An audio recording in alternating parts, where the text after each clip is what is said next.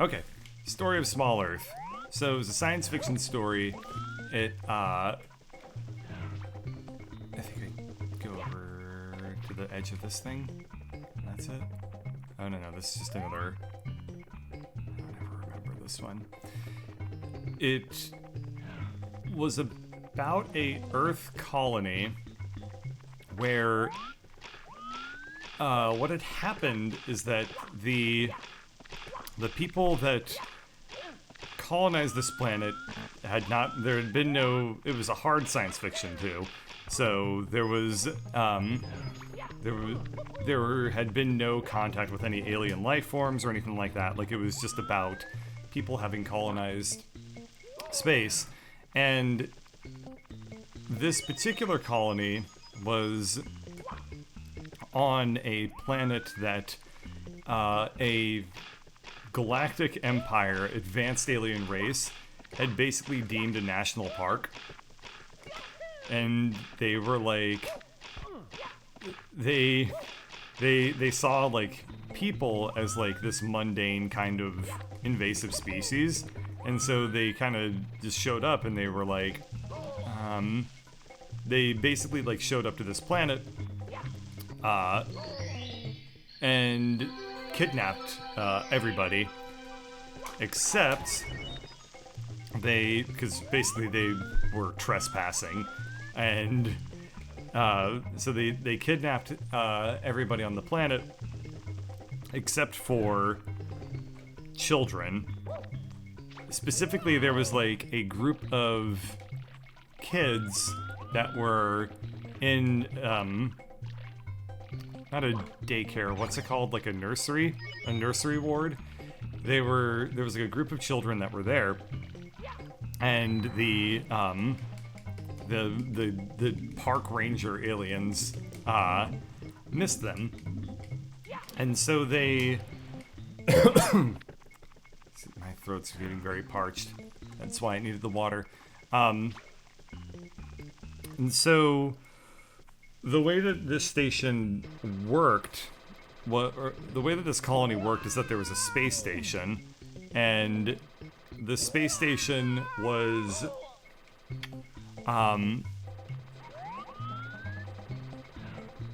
it was automated. So I'm trying to figure out where the hell the star is. So the space station was automated, and you could go up to this thing. Okay, sorry. That thought. Let me rephrase everything I just said. So, because the colony was like it was effectively on like a luxury planet, like it was a retirement home, effectively, like a little paradise land, and so they couldn't really produce anything for themselves. So basically, they set up a space station so that they could get supplies from off planet, like trading stuff. And the space station itself was basically automated. So what you would do is you would go up to a terminal in the center of like their city, and you would punch in like requests like, I want food, and like we need more water, and like, oh, we need more steel to do some building stuff. You know, it was kind of like that. And let's just see if we can find, okay, it's over there. Cool. Don't know what the easiest way. Okay, the easiest way will be to swim from over this thing. So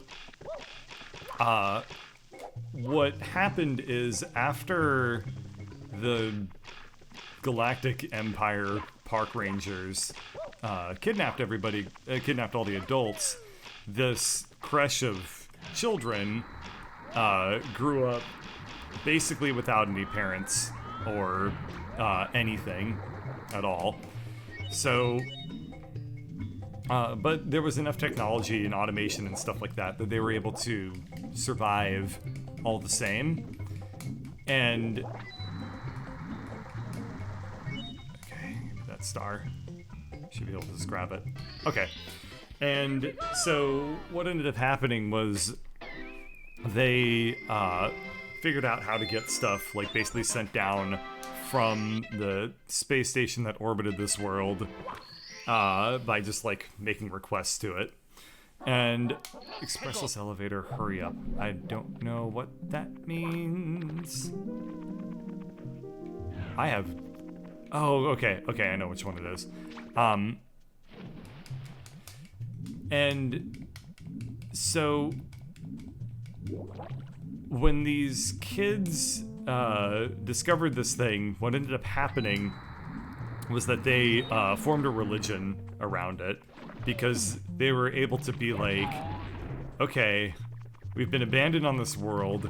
We only have, but we have this thing. It's visible, right? It was visible from. It was basically like almost like a moon, the space station, because it was close enough to be seen with the naked eye. And so they ended up forming a religion around the space station, because they were like, this thing gives us all of our food. It basically answers all of our prayers in a very literal sense. So that story ended up like, so that was basically the setting, and I still actually think that that's kind of a cool premise personally, but I don't know. So that was just kind of like one little layer of the world building there. The plot itself, I just kind of remember it was a video game, so it was about there were some interesting mechanics to that game, but I never even made a prototype for it. But it was about like basically the park ranger alien species came back, and they were like, I thought we took care of this. And so they were trying to eliminate the children effectively that like grew up, and they weren't able to like fend for themselves because they didn't have the ability to. Okay, I think I can just go in and I need to do a backflip. Oh. All right.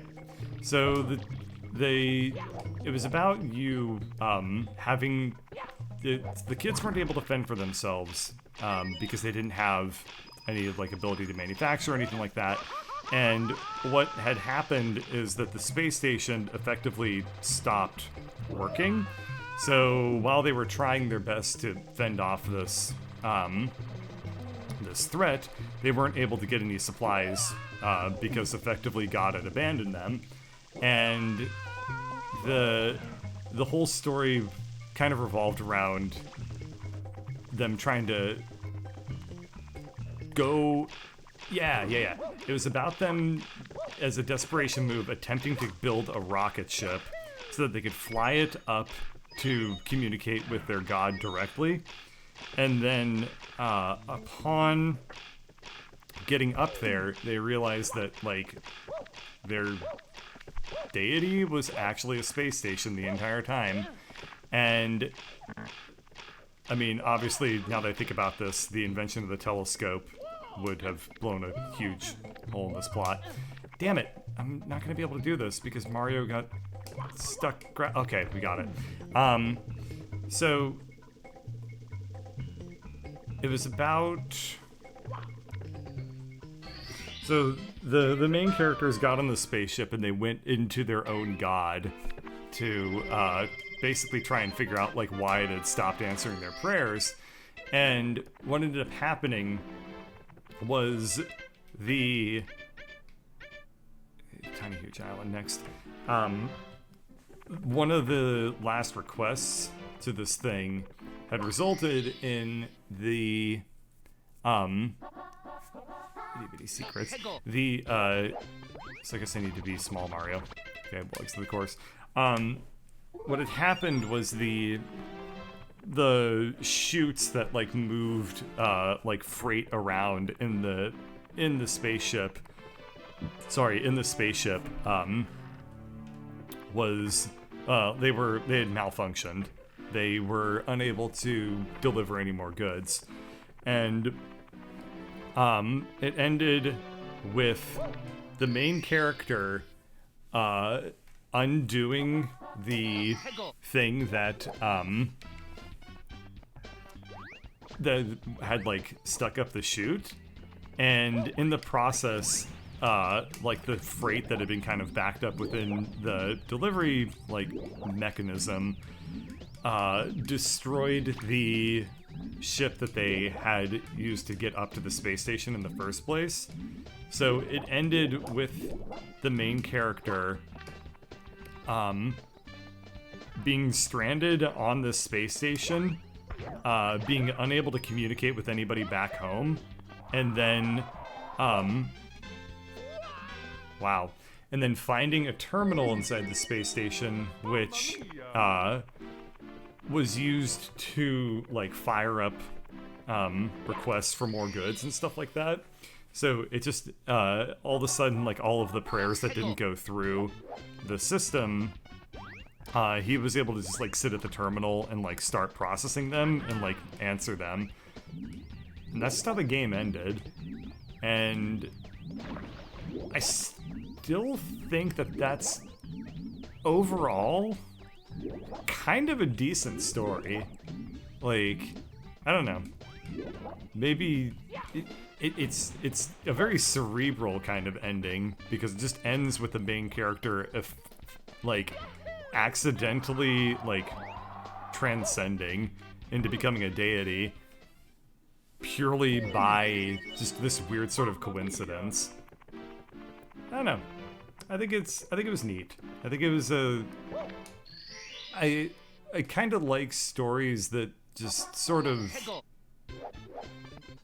have very like subdued endings, and I like this one way more than like a story that ends with him like exploding, like defeating like everything with like a why didn't he make materials to make a new spaceship? Because he didn't have a place to actually like make it, if that makes sense. Because he could have sent down material to make a spaceship. Because nobody needed to why didn't he send down material to make a spaceship? I remember I addressed that plot point, but I don't remember exactly what it was. They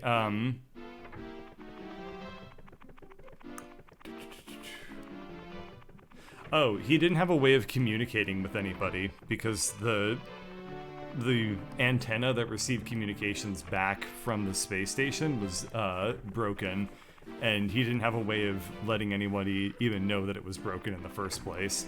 So he was stranded up there, and he didn't have the materials or whatever to make make a way to get back home. He didn't have anything. Even if he was able to get the materials, he didn't have a way of manufacturing it because he was like the hangar and all that stuff had exploded. So that's why he was stranded up there. Anyway, yeah, I don't know. It could have been that the game ends like with this guy saving everything and, you know, becoming like the hero. I sort of liked this other almost like non-obvious sort of ending where, okay, can this game please work? I've died like 3 times falling off the... There's supposed to be an updraft that picks you back up. Oh. Anyway. I don't know. I like it. I feel like I've talked about so many different concepts at this point of varying degrees of quality that, like, if somebody wanted to, like, write a story and didn't have any ideas, they could take all of my ideas and make, like, a weird, like, soup, like a minestrone of story. A minestory? And, you know, they'd be able to make something completely chaotic and that would make, you know, that would have, like, 700 plot points. But it would have a bunch of cool ideas in it, and that's the important thing. So yeah, that was That was Small Earth. In a nutshell. There were other parts that weren't like nearly as cool, but that was kind of the main plot. And this was something I never wrote any of this down. So this was just all from my head, just kind of brainstorming it over time.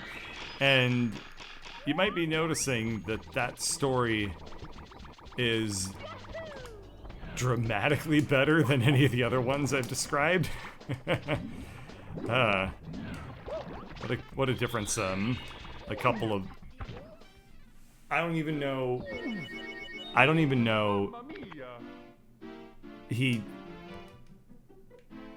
A tiny Goomba just came. A tiny Goomba ran up and booped me to my death.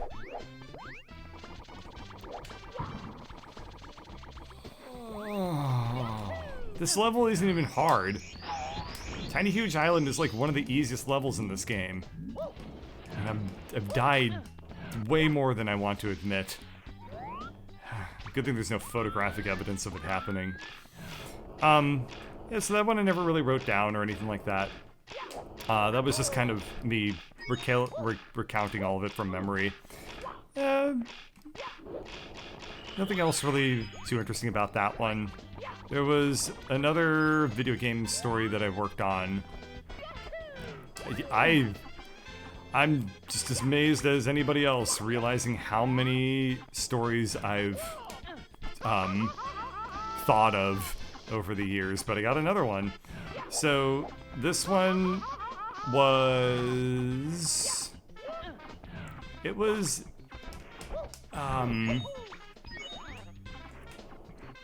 Okay, come on. This one was really a really strange one. So it was another science fiction story. It was set, it was also hard science fiction, and it was the story for a video game that was a not a bullet hell, because I don't like bullet hell games very much. It was a Star Fox clone. That's what it was.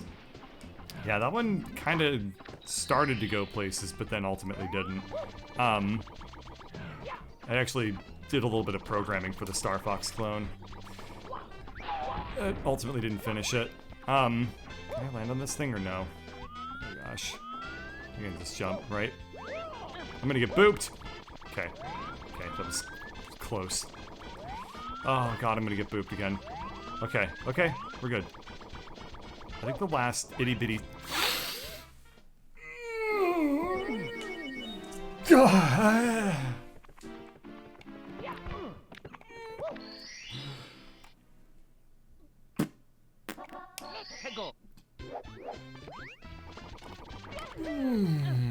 We're good.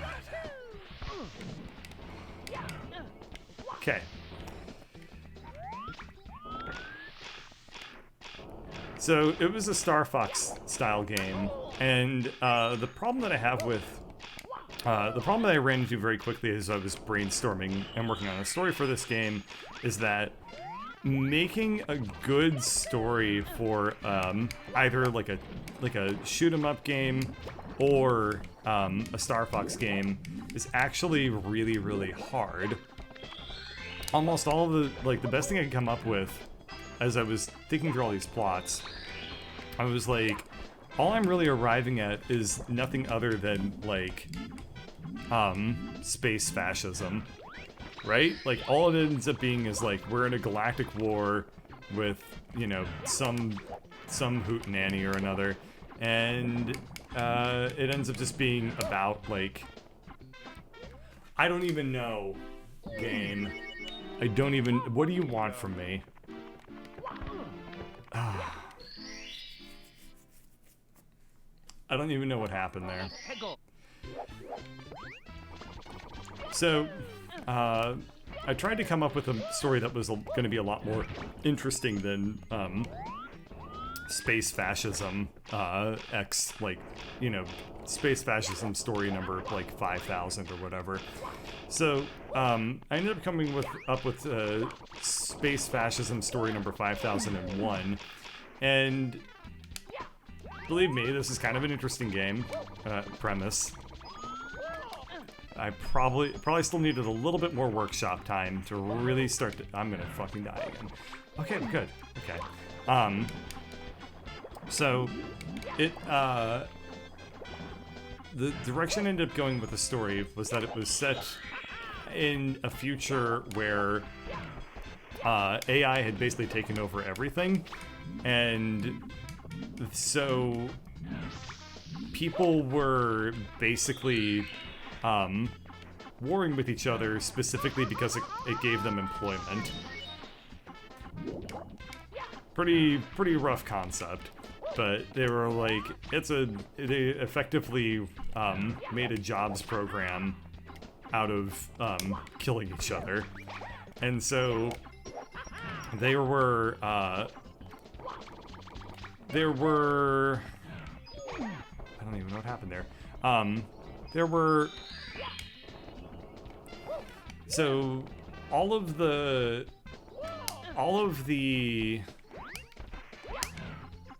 actual fighting in these wars was done by AIs because they could, you know, they were way better at piloting spaceships than people were, and so thought I was gonna die again. I just want to get the star and finish up by retelling my cringy stories. Please, game. Please just give me that pleasure in life. So, it was, but because it was a jobs program, there were still some people pilots doing people piloting things, and the AIs were specifically programmed to let you win, and okay, cool, nice, you did it. I'm not doing the itty-bitty secrets anymore, it's too frustrating. So the AIs were specifically programmed when fighting people to let people win. Like, they would just go easy on people. And, it was basically about, the main character, kind of cracking under the, like, stress of the situation. And, like, coming to terms with the fact that, like, even when they're winning is pointless because they're just, they're basically being allowed to win by a computer. And as they, is there any way, how do I even get to that star? Oh, okay. I'm just gonna finish telling the story, then I'm done. So it's about this one person coming to grips with the fact that, like, there was not only were they fighting for literally no reason, they were only being allowed to win purely by the AI, like, letting them do it. And so as the game progressed, the settings got, like, weirder and weirder, and they started kind of seeing... There was, like, levels where, instead of, like, fighting spaceships, you were fighting, you would be, like, flying through, like, your own house and, like, destroying, like, yeah. You weren't destroying anything, but, like, you were flying through your own house and, like, like, mundane objects would be, like, falling and you'd have to dodge them. So it'd be, like, cups and glasses and things like that. And you flew through your own house and you saw, like, memories of your childhood and stuff like that. Like, and they were bad memories, right? So, like, the levels got, like, weirder and weirder like that. Where you'd be, like, flying through, like, seeing,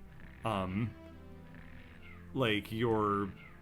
If I remember right, it was, like, one of your, like, parents was passing away, so, like, you were flying around, like, the hospital room where that was happening, because I was just trying to deconstruct the entire genre of how, like, a flight, like, a rail shooter works, by, like, putting it in these, like, super surreal situations, and, you were like, towards the end of the game, you were like flying like through a bar, and like getting drunk while coming to terms with all these things, and like dealing with like substance abuse issues and stuff like that as coping.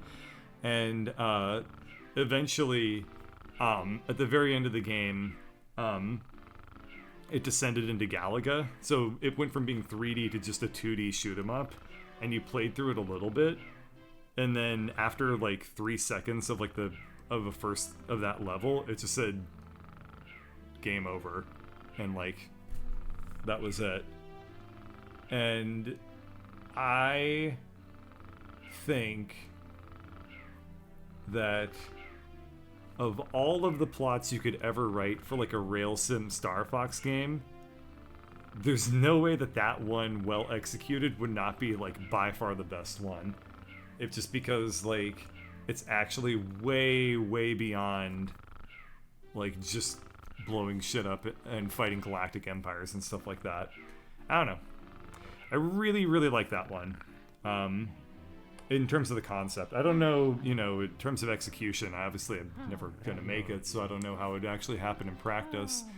But I think it'd be a really cool entry into that genre of just chaos, You could almost think of it like relatively similar to that one game that came out a long time ago, which was like a tower defense game, which was about a guy, Immortal Defense, where Immortal Defense was, it was a tower defense game where you were trying to defend your home planet, but your home planet got destroyed like 3 levels in, and it was about your character like losing their sanity over the course of millennia, defending an empty patch of space from I don't know. I don't want to spoil that game too much because that game's amazing, but it's sort of the same thing about exploring somebody, basically video gamifying like their own. I'm losing my train of thought so bad now. Anyway, Immortal Defense is a cool game. This has been the Catchman.